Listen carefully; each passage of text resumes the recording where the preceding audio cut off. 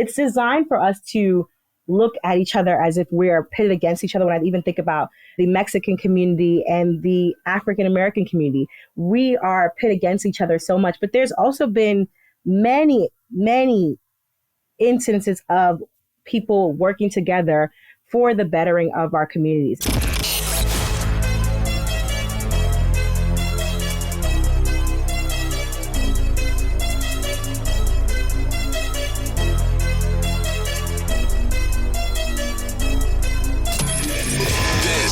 Is the Maverick Show, where you'll meet today's most interesting location-independent entrepreneurs and world travelers, and learn the strategies and tactics they use to succeed. And now, here's your host, Matt Bowles. Hey everybody, it's Matt Bowles. Welcome to the Maverick Show. I want to start off by inviting you to subscribe to the Maverick Show's Monday Minute email newsletter so you can kick off each week with a super short newsletter that you can literally read in 1 minute. So there's no long articles, just 3 high-value bullet points each Monday that I've put together for you that could include the best travel gear and gadgets I'm using, or my favorite destinations and what to do there.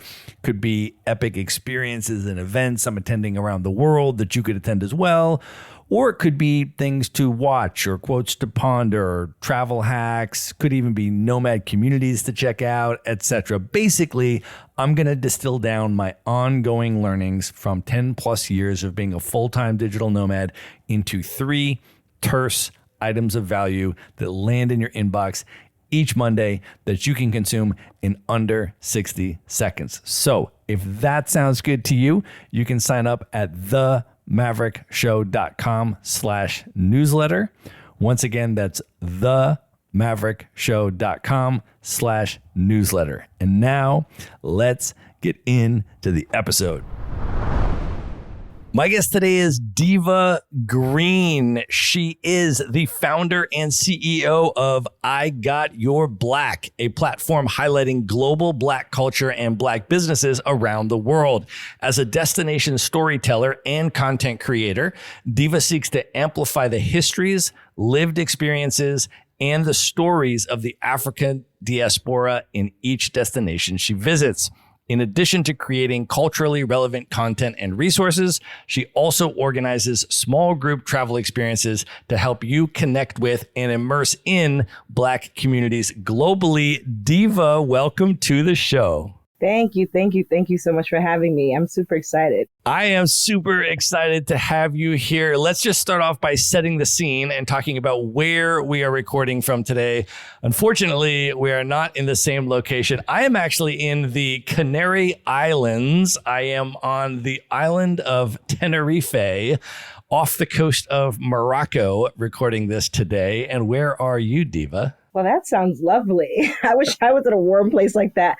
I'm in New York right now. It's actually been a little while since I've been in New York, since probably about last November. And so my family's from here. I came for the Thanksgiving holiday. And yeah, I'm here in Brooklyn in my sweater trying to stay warm. Representing BK to the fullest. Had to get the borough in there for sure. Love that, Diva. Well, you and I actually met relatively recently at the Nomadness Fest. And I thought that would be a really cool thing to just start off talking about for people that have not heard of Nomadness. Can you talk a little bit about what it is, your experience in the community, and what the fest was like for you? Yeah, so Nomadness Fest, I would call it a family reunion.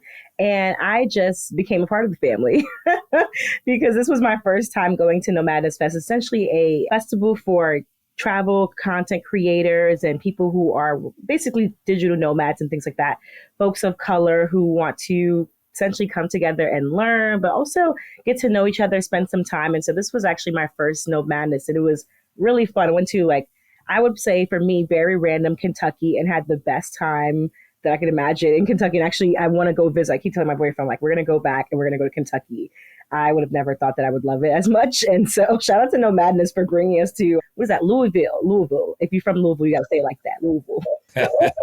And we drank all the bourbon while we were there. It was an incredible weekend, and it was super special for me because I probably had about 10 or 11 Maverick Show guests that attended that Nomadness Fest, most of whom I had never met in person because I had interviewed so many people virtually throughout the pandemic. So there's all of these people there, like Evita Robinson, who founded Nomadness, knew her quite well, interviewed her, never met in person until the fest. Libria Jones, Jeff Jenkins, Gabby Beckford, they've all been on the podcast, had not met them in person until the fest. So it was a really, really special in-person experience for me as well. So, and I got to meet new people like you. So it was amazing. It's so funny you say that. Same here, because there's a bunch of people that I've been following and connecting with online, and to actually meet them in person, I feel like Nomadness Fest was like the perfect opportunity for me to connect with folks who do the same work as me, which is pretty cool. Exactly. Really, really amazing community. Highly recommend people check it out. We'll link it up in the show notes for sure if you're not already part of the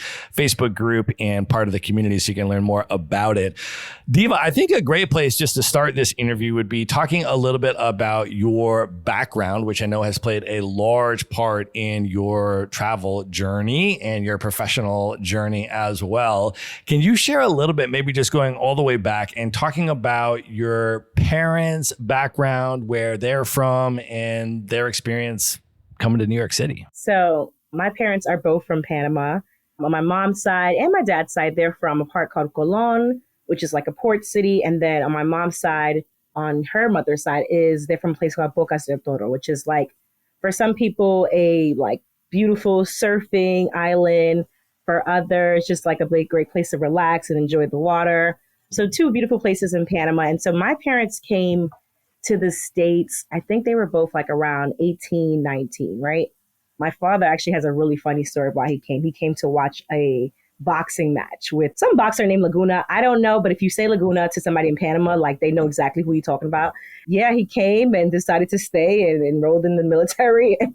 The story kind of goes on. And so I think from my mom originally went to Jersey, and she said Jersey was just boring and cold, and she did not enjoy it. And so all of her friends, the Panamanian community, they were in Brooklyn.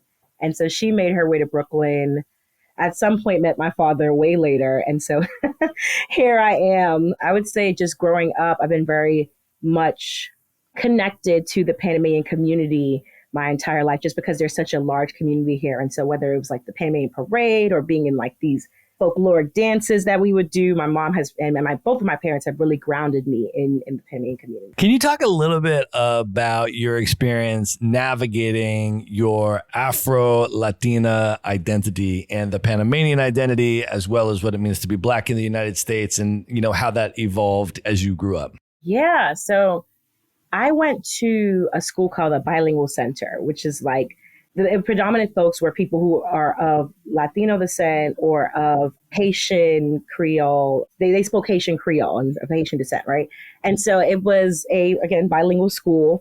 And for me, I think I was very grounded because I went to a school where I was used to seeing folks who looked like me. But when I went to high school, so that was like K through 8.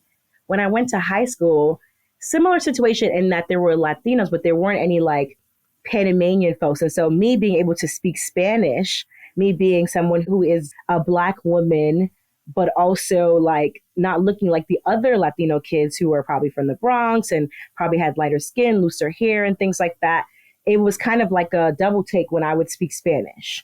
Some of my African American friends, or even I would say Caribbean American friends who weren't from a Latin country, would kind of be like, why is she hanging out with the, Latin kids? So it was kind of like, a weird kind of situation. But I think over time, I was fortunate to be in New York. And so when I say I'm Panamanian, some people could kind of get it, but others are kind of confused. But I think I was very much grounded in that, in a way that people who are probably from, I don't know, other states where there isn't as big of a huge diaspora of Afro-Latinos, they didn't necessarily have that. So I was really fortunate to grow up in New York, I think. Now, the other question I have to ask you is, you grew up in the legendary borough of Brooklyn during the golden era of hip hop. Can you talk a little bit about that, and sort of when you think back to that cultural dynamic at the time when you were coming up, what was that like, and what impact did hip hop and hip hop culture have on you? Yeah, so for me, I think growing up in a household that was very much focused on our Panamanian culture, although I am African American, first generation, and was born here in the US, I definitely grew up in a household that was focused on like salsa, soca, reggaeton, and things like that. And my mother listened to everything, but hip hop was not a part of what she was listening to. I got that by way of my sister, who was a big Jay-Z fan and really put me on to, I would say, hip hop and rap as a whole. She would listen to she had all of the CDs and I really couldn't touch them. So it had to be when she was listening to it. And then for me, I would say that really helped me out in high school, because there was a point where I was like, okay, I'm trying to hustle, and I was going to school in New York City, specifically in Manhattan. And so for me, I felt like I was like going to the grind. It was like a mode that I would put on. It felt like this is how you get to things. This is how you really pursue what you want to. You put this music on, you get into your zone, and you get it done. And so, yeah, that's what I was doing. It started from high school, kind of grinding, and then through college, definitely fell in love with the J. Coles. But yeah, I would say that's kind of like my intro to hip hop is through my sister. So I also want to ask you about how your interest in travel started to develop. When you think all the way back, where did that come from? So I've been traveling since I was a baby. My first time traveling, I went to Trinidad Carnival at 2 years old. And while I have no recollection of this, I did see videos of it and it looked like a great time. My mom, she is like, I would say when it comes to travel, I'm so thankful for her, because that's the person that like, she was always down to go somewhere. Every year we would travel to, whether it was going back to Panama or going to a different country, visiting a different state. Every year my mother made a point for us to go and travel. And so, yes, she kind of sowed that bug. And then when I even think about it recently, for Dia de los Muertos, we were celebrating and honoring our loved ones who have passed on. And my grandfather, he went to Brazil 7 times with his wife. They knew how to have fun. And so, yeah, I think it's kind of ingrained in us. Even like, again, my mom on her side, her grandmother would take her all around Panama. So she's been able to see the country, probably not as much as an adult, but as a kid, her grandma took her everywhere. So I think it's very much a part of who I am. And then can you talk about when you started traveling solo? I know your trip to Europe in 2014 had a really big impact on you. Can you share a little bit about that? Yeah, that was such a time. Traveling solo. So basically what actually happened is I got into a car accident. And so I had some accident money from that accident. It was very unfortunate, back problems, whatever. I'm since much better. But the blessing of that is that I was able to take that money and say I was going to go and travel and explore the world. I would have this reoccurring dream where my cousin would come and like say, hey, Diva, I got 6 months for you to go to Europe. And I didn't have my passport in the dream. I'd wake up and be like, why don't I have my passport? Right. So I went, made sure that I renewed it. And the moment I got that accident, I said, I'm going to Europe. I'm going to go and explore. And I think Europe felt like an easy kind of transition. I don't think that I was nervous about solo traveling, but similar to me moving to Mexico, it didn't feel like a huge transition. It felt like exciting, and seeing things was very it was fun to explore a place that I hadn't been to, but it never felt like, oh my goodness, I'm doing some crazy thing. And then how was the trip in Europe? What did you do there? And then what was the impact of that trip upon returning? I went to Barcelona, I went to Rome, Milan, Budapest, and where else? I think I did like a brief day in London, and that was like a real quick stopover. For me, it was like, I think the first time where I traveled to a place that wasn't a Caribbean country or like a place in Latin America. So that was one thing. But I would say that summer specifically, I had been dealing with a lot of, since college. So I'm dealing with a lot of like learning about race relations in a way that I hadn't known from a like systemic level. I could experience it and see what that was like just from a personal anecdotal space. But I'm in college, like learning about how these systems are created and enforced to essentially oppress Black people. And so during that entire summer, I wasn't paying attention to any kind of news that was related to race relations from like the Black community. The only thing I was focused on, I always say this, is what was happening in the Gaza, because my best friend is Palestinian. So I was like, okay, I'll look at this news for you, but I'm not looking at anything else outside of that. And so when I came back, the first thing I saw on my screen was Mike Brown. And it was jarring because I think I remember being in the airport, which every time I go to the airport now, I'm like, where would I have seen that? Because it felt like immediate. It may have been like, maybe I came out and went somewhere else, or maybe I was transferring and that's how I saw it. But I saw it on the screen. I was like, wow, I'm immediately back into this shit. Like that was just, the kind of the feelings around it. And so fast forward to maybe like a few months later, I'm feeling very kind of like, it was such a great time being in Europe and exploring. I think even one time when I was there, I went to this area that was a part of Paris. It's near this area called Gare du Nord. I didn't know I was in hood. That's what they told me later when I came back, whatever. I had the best time when I was there because I was like, oh, wow, this place looked like Pickett Avenue. And if you know, Pickett Avenue in Brooklyn is like, it used to be an area where people would go and shop and you see all these vendors. And I'm like, wow, I didn't know Paris had these things. I just didn't know. I really was just going to Europe and I wanted to go and explore and see what I saw on TV, right? But later on, I'm realizing there's Black people everywhere. I would say coming back to the US and engaging with the race relations and in the way that allowing myself to read and to, because it's really hard. For me at the time, I was using Europe as a break, a way to kind of separate. But you can't do that because even when I was in Europe, I'm seeing the Black vendors in Barcelona running from the cops and stuff. So there were moments where I had to kind of buck up with it. But at the time, I really was trying to distance myself. And so coming back and seeing Mike Brown, it kind of just threw me for a loop because I hadn't seen anything like that on the TV. And just for folks' context, just because we have listeners in a lot of different countries and stuff, Michael Brown was murdered by the police in Ferguson, Missouri. So I just wanted to sort of set that context. One of many, many, many unarmed Black men that has been murdered by the police in the United States. So that happened right when you came back. And then go ahead from there. Yeah, here's what I'll say. Mike Brown, that happening for me, it made me feel like, okay, what can I do to support the Black community in a way that doesn't deplete me? Part of the reason why I had to separate from focusing on race relations is because it really was stressing me out in a way that I personally couldn't manage. I just was like, okay, all of this news just makes me want to curl up in a ball and stay there. And so when I came back, I think it happened maybe around like 2015-ish, I said to myself, okay, your ministry or your way of supporting the Black community is going to be through travel. It took me, essentially, I was in some art studio. My friend had an art studio at the time and there was a march going on. I said, okay, why aren't you at this march? I was feeling very guilty.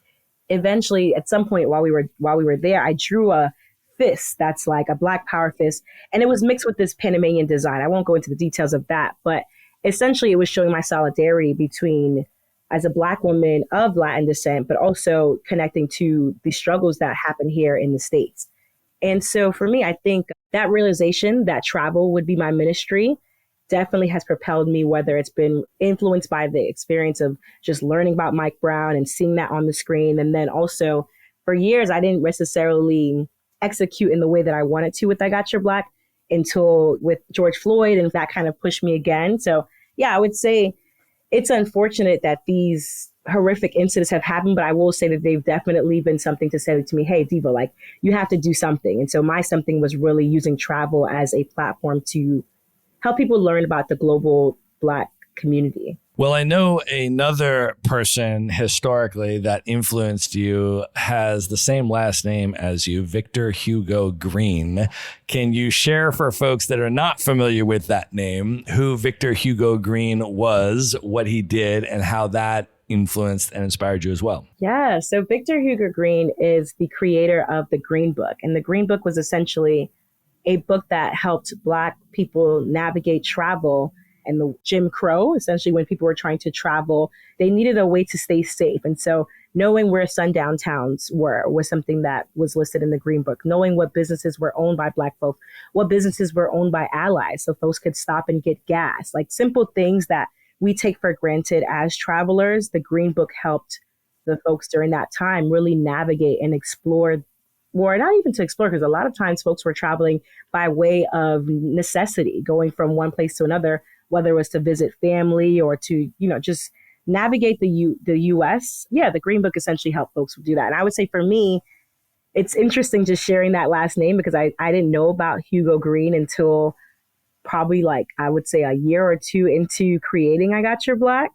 And so, yeah, I would say that's like my spiritual uncle. Well, you have created some incredible guides for Black travelers and Afro-Latinx travelers. The first one I want to ask you about is just your home city of New York City. You put together an Afro-Latinx travel guide for New York City. Can you share a little bit about the process creating that, and then also some recommendations that you have? Yeah, so creating the Afro-Latinx Guide to New York City, for me, I would say I was trying to show my version of Blackness. So I think like oftentimes when we think about Black owned, it's kind of one big group, which is, great for us to be supporting all of our communities. But I think also I just wanted to show a little bit of the Latin flavor. I would say just the process of doing it, I had to explore. I had to reach out to friends and ask them about places in their borough. Because, Brooklyn people, like, we go to two places, Brooklyn and Manhattan. Outside of that, we're not going there. But I went to the Bronx and I was able to learn about this place that had just opened up probably maybe that year or maybe a year before called Bistro. It's like a hip hop themed restaurant. If you're in the Bronx, definitely highly recommend you go and visit there. And then places like my cousin's bookstore, Café con Libros, which is a feminist bookstore in Brooklyn.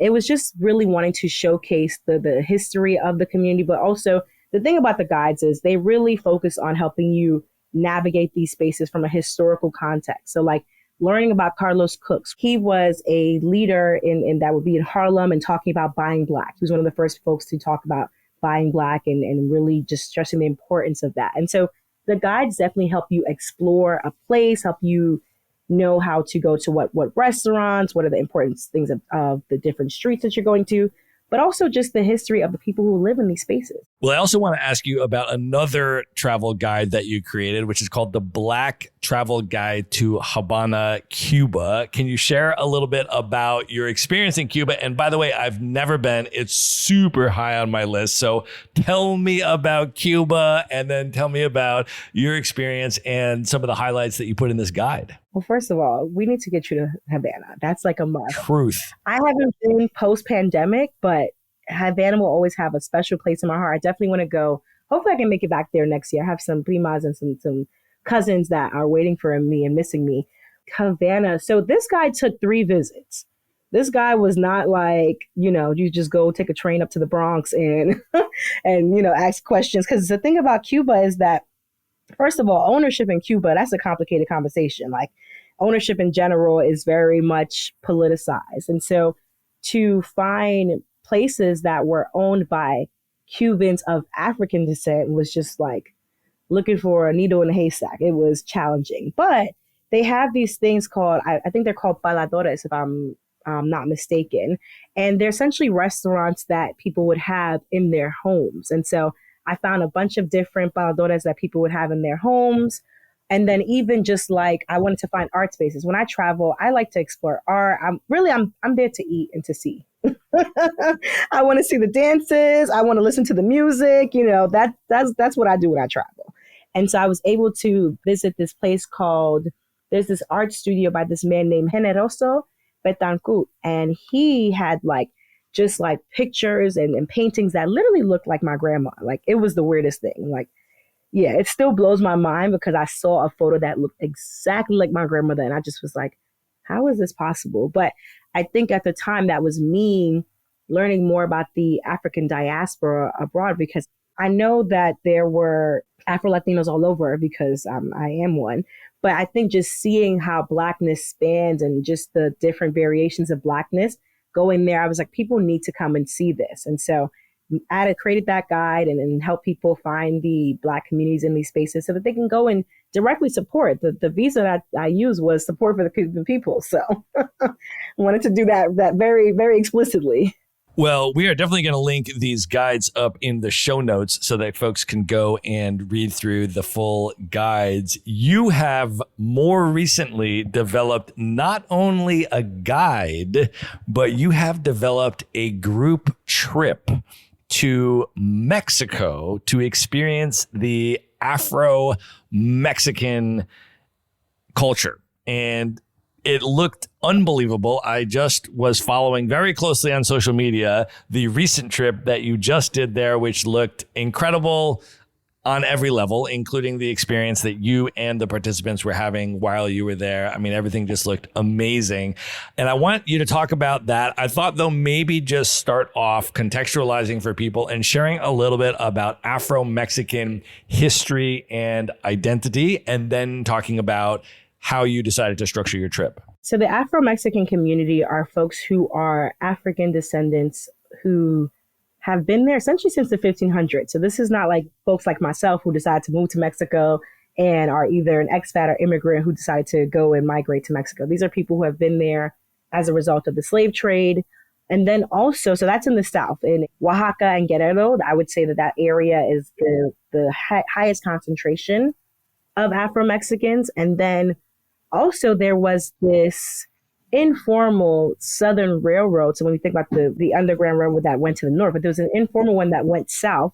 And so these are all folks who, or actually, let me even add to that, Texas, which is part of Mexico at one point, was annexed. And so there were people who lived there that were Black, who suddenly became Mexican. And there were folks who actually traveled there in order to get freedom in Mexico. And so pretty much it's this community that are African Americans as well as Afro descendants by way of the slave trade who make up the Afro-Mexican community. And can you talk a little bit about how you designed the itinerary? What went into your selection of where you're going to go, who you're going to meet with, what type of experiences you're going to have, and what did the itinerary look like that you just went on? So the itinerary is designed to help you immerse yourself in Afro-Mexican culture. Whenever I travel, I want to go where the locals go, meaning I want to eat what they're eating, see what they're seeing, and essentially experience their life. If somebody's tia will invite me to learn how to cook something in their house, that is like prime joy for me. Like that's literally what I live for. And so I really wanted the folks to have the experiences that I have, but I know that everyone's not me. Everyone's not going to show up to somebody's tia house because somebody on Instagram gave them the contact. Like that's just like, I understand that. And so for the past about 3 years, I've been going to La Costa Chica, which is a region in Mexico that is on the coast of Oaxaca and Guerrero, and pretty much getting to know the community, learning about who are the local artists, what are the local foods that folks eat. And so the itinerary was essentially designed for folks to have that experience in a way that directly supported the local community. So our hotel was owned by a person from Pinotepa Nacional, which is a part of La Costa Chica. All of the businesses that we visited were either Afro-Mexican owned or indigenous owned. And people were able to learn how to make the tortillas by hand using this device called the comal. They were able to go and speak to an artist, Aide Rodriguez, who is now becoming a world-renowned artist and learning about her story. Going into the market and tasting the different foods, the chocolate, like chocolate is like a huge thing there, and being able to try that. And really the goal was each and every business that we visited was someone of the community. I would say, for instance, the very first night was a welcome night, and we had a drink called agua de Jamaica. Now, in Mexico, agua de Jamaica is, in the States, people call it hibiscus. In the Caribbean, they call it sorrel. Some parts of Western Africa, they call it bisop. And so I wanted to be really intentional about folks trying things that connect the diaspora. And just that drink was like a great way to start with that. The person that made our food was of indigenous descent of that era. She's a Mixteca woman. And so kind of making sure that we pay homage to who was there before the Afro descendants, but also talking about the connections between the community, tasting mole that is definitely of the indigenous folks there, but also you throw some nuts in there and that shows you the African diasporic influences. So I would say really showing folks the connections between the Afro community and the indigenous community in Mexico. I would say that's pretty much what the goal was, to immerse folks. And how did it go? What was the experience and reflections of the participants at the end of the trip, and your reflections as well? How did the trip go? So I'm still reflecting. I can't actually believe that I was able to do that. You know, imposter syndrome shows up in so many ways. And right before the trip, like a month before, I was having like panic attacks like nobody's business, honestly, because I really wanted it to be something that centered the community and felt like it was in support of the community. But I also wanted to make sure that I balanced everything, making sure that folks had a great time. Like my background, I worked in events, but I was like, girl, this is not just one day. This is not a 2-day quick little, this is a week and you're responsible for, 8 to 10 people. And it went way better than I could have ever imagined, actually. It was, I'm still kind of shocked that I was able to pull it off and nothing went wrong. I know people was like prepare for things to go wrong. I mean, yeah, some flights were canceled when folks went back because of fog or something like that. But in terms of the actual day-to-day of the trip, everything went absolutely amazing. People sent me videos and posted reviews, and they all were just so happy that they were able to experience it, because I think this trip goes, what did someone say?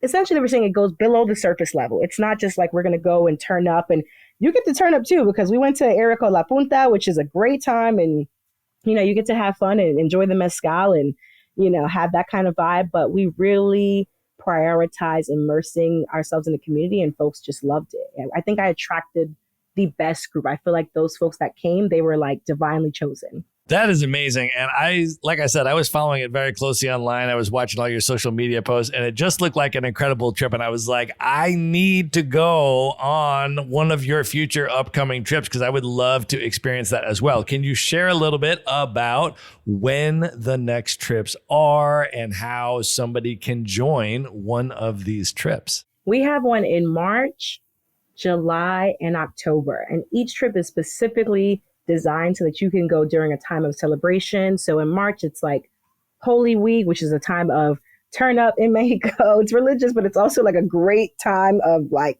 fiesta. And then similar in July, there's also a holiday for Santiago Apostol, which is specific to that area.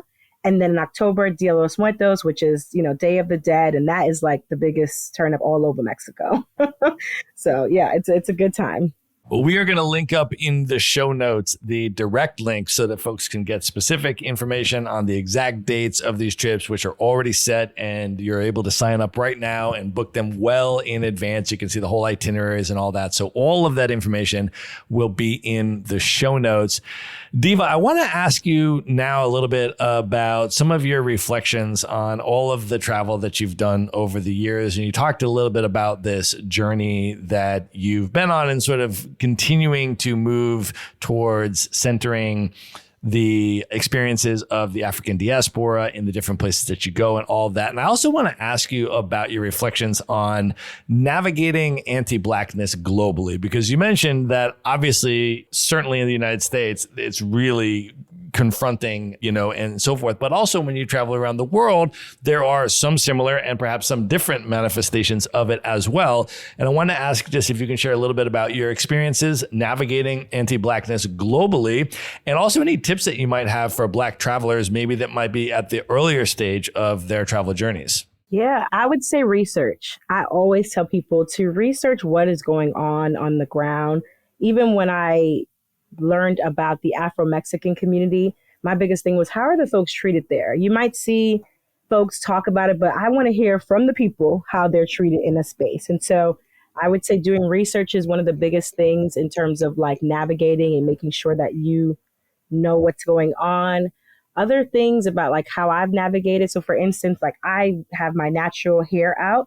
And so you can't always know the language. I think you're going to go a place and you may not always know the language, but just being aware, again, of just like those interpersonal things. I find some folks who are part of the expat community say they never experience racism and things in Mexico. And that may very well be true. And I'm happy that they haven't had that experience. But, I've seen it. I think it's because I know the nuances of the language and because I speak Spanish. So, yeah, I would say know how folks are treated in a place. But then when I think about solo travelers specifically, I would say connect with other people who look like you there, whether it's people who are of the Afro insert whatever country, or if it's like a fellow Black traveler. I always find a WhatsApp group. Nomadness is a great platform to look up and say, hey, is anyone going to be in Lisbon? Is anyone going to be in Peru? And you'll be able to connect with folks there. First thing I always look up is Afro and then the country. And I just let Google take me down the ride and connect with the people who are in the area. Well, I also want to ask you if you can expand a little bit on what you mentioned earlier in terms of being aware of and attentive to and in solidarity with other struggles, other marginalized groups. You talked about indigenous people, for example, in Mexico. You talked about your consciousness about the Palestinian struggle for over a decade now. And you and I have recently connected quite a bit in terms of trying to stop the genocide that's happening in Palestine right now.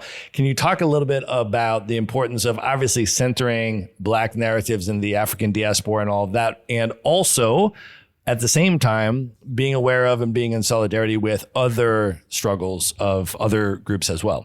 I think that people like to play oppression Olympics, and I don't believe in that. I think that the liberation of one group definitely lends to the liberation of another. And so for me, I have friends who are of various different backgrounds. And so it was just very important for me to know what's going on in their communities and figure out how I could directly support them. With Gaza and within the Palestine specifically, I will be candid and say, had I not had a friend who was able to humanize the people in that area for me, maybe I could have had a different experience, but I was able to directly see how my best friend was affected. And by the news, she had family that she was worried about their safety. And so you can't just be in a bubble and think that the only person and the only individuals experiencing struggle is people who look like yourselves. We're all going through having some experience. So I think it's important for us to think about intersectionality and not operate as if we're the only ones going through a struggle, if that makes any sense. Yeah. When you start looking into it, you'll actually find that there are all of these incredible histories of Black and Palestinian solidarities that goes back so many decades, and people like Angela Davis, who've had relationships with Palestinians for so many decades, and how these struggles are intertwined and all of these things. And there's a lot of that coming out now. I mean, online, it's not difficult to find that because there's so much awareness and information being able to spread about these really important histories and alignments. And you're starting to see indigenous people all over the world mobilizing in support of Palestine and everything else. And so it's really, really a beautiful thing, I think, to see all of these solidarity connections. Absolutely. I'm just learning really about all of the different authors and political leaders that I love, just by way of being someone who is of the Black community and in solidarity with advocates in the Black community. I'm just learning about all of these connections. And I think that's another thing. It's kind of like we're often put against each other, but there's just so much history that it's designed for us to look at each other as if we're pitted against each other. When I even think about the Mexican community and the African American community, we are pit against each other so much. But there's also been many, many instances of people working together for the bettering of our communities. Let me ask you this, Diva, just on a personal level. When you think back about all of the travel that you've been able to do now and all of the experiences around the world that you've been able to have, what impact do you think all of that travel has had on you as a person? It lends to me being curious. I'm always down to explore. I'm always down to learn and unlearn. It definitely is a process. I would say specifically with unlearning, if you kind of have things ingrained into you, you might believe something is one way. But I love realizing that what I thought don't mean shit. Like, I love figuring that out and being like, oh, so this is actually was designed for me to actually learn this or believe this thing. And actually, that's all like, that don't got nothing to do with nothing. I love that. But also being able to constantly put on a new lens and to be able to explore it. I just love learning about different places and to see how people experience life in different places, trying new foods and cultures. Like, I always mention food because it feels like the most accessible for anyone. Like, you can try new food in your house. I always tell people, travel from home, go watch a video and learn about a community through film or listen to music. You can start traveling right in your casa. But for me, anytime I go to a place, because of how I was raised to be able to, because I would spend my summers in Panama. So for me, just being able to kind of do that, it allows me to be flexible. That's another thing. I think I'm very flexible in the way that I explore. And again, I go to places and think I know something and be like, oh, girl, you don't know nothing about this place. And that's fun. That's fun for me, at least. All right, Diva, I think that is an amazing place to end the main portion of this interview. And at this point, are you ready to move in to the lightning round? I hope so. I think so. Let's do it. The lightning round. All right, what is one book maybe that has significantly impacted you over the years you'd most recommend people should read? This year, I read a book called We Should All Be Millionaires by Rachel Rogers. I just think that book, I bought it for people. I sent it to all my friends. I think it's specifically about women and not just the path to how to be a millionaire, but really just the importance of why women specifically should be striving for this. I think that women are taught to think that we are not good with money, cut back on the lattes, don't drink this or don't go and spend this.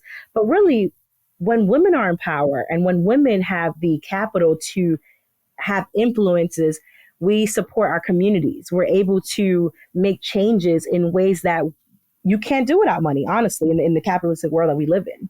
And so, yeah, I would say that book. All right. Diva, if you could have dinner with any one person that's currently alive today that you've never met, just you and that person for an evening of dinner and conversation, who would you choose? I would say probably Rachel Rogers right now. I'm obsessed with this woman. She has a podcast too. And I just would love to kind of get into the mind of someone who from New York, got a support from Queens and who essentially is on their way to becoming a 7-figure earner. And specifically how she used that to support the communities that she loves. All right, Diva, knowing everything that you know now, if you could go back in time and give one piece of advice to your 18-year-old self, what would you say to 18-year-old Diva? Keep doing what you're doing. Keep doing what you're doing. Keep marching to the beat of your own drum. It's going to make sense at some point. Of all the places you have now traveled, what are 3 of your favorite destinations you would most recommend other people should definitely check out? Absolutely Cuba. Us talking about the guide, Cuba's oh man, I got to get back there. Cuba for sure. I would definitely recommend folks to visit Antigua. I went to Antigua last year. I was surprised. I don't know why, but I feel like that might be one of the most beautiful Caribbean countries I've ever been to. And then I think the third place is still out there for me, to be honest. I think that I've definitely loved all of the places I've gone to. And there was a point where I had this love story with Cuba. It was just my favorite place in the world. But I think that the next place is a place I'm going to visit next year. All right. That leads us into the next question. I'm going to ask for 3 of your bucket list destinations, places you have not yet been, highest on your list you'd most love to see. Peru, Lisbon. I really want to go to Japan. Yeah, I really want to go to Japan. I feel like that's just going to be crazy for me. That's going to be a whole nother level.